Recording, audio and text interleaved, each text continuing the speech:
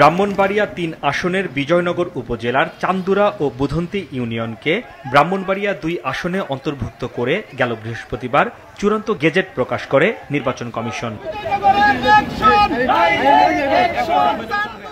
এর প্রতিবাদে সকালে ঢাকা সিলেট মহাসড়কের বিজয়নগর উপজেলার চান্দুরা বাসস্ট্যান্ড এলাকায় সর্বদলীয় সংগ্রাম পরিষদের ব্যানারে সড়ক অবরোধ করে বিক্ষোভ করেন আন্দোলনকারীরা।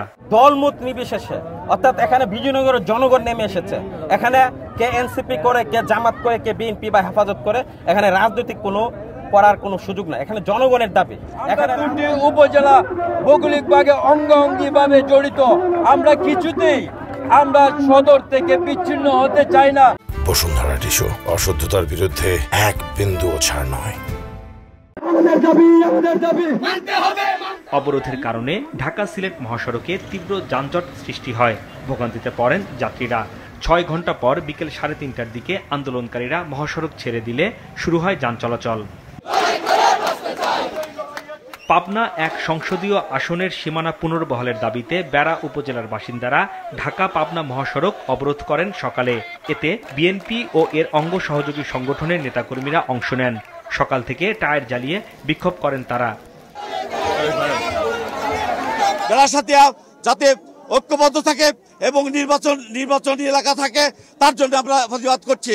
৬৮ পাবনা একে এ যাবৎ যতবার মন্ত্রী হয়েছেন এই বেড়া থেকেই হয়েছেন। আমরা সেই নেতৃত্বটা ফিরে পেতে চাই।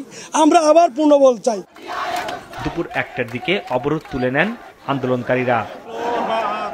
ফরিদপুর ৪ আসনের ভাঙ্গা উপজেলার আলগী এবং হামিরদি ইউনিয়নকে ফরিদপুর ২ আসনে অন্তর্ভুক্ত করার প্রতিবাদে এক্সপ্রেসওয়ের গোল চক্করের নিচে অবস্থান কর্মসূচি পালন করেছে ভাঙ্গা উপজেলা পৌর বিএনপি ও অঙ্গ সংগঠনের নেতাকর্মীরা। এদিকে বাগেরহাট জেলার ৪টি সংসদীয় আসন কমিয়ে ৩টি করে প্রজ্ঞাপন জারির প্রতিবাদে হরতাল কর্মসূচি ঘোষণা করেছে জেলার সর্বদলীয় সম্মিলিত কমিটি। ৮ তারিখ সকাল সন্ধ্যা হরতাল বাগেরহাটের জেলা সহ প্রতিটি উপজেলায়। ৯ তারিখে আমরা আবার বিক্ষোভ মিছিল করবো প্রতিটি উপজেলায় একই টাইম বিকেল ৫টায়।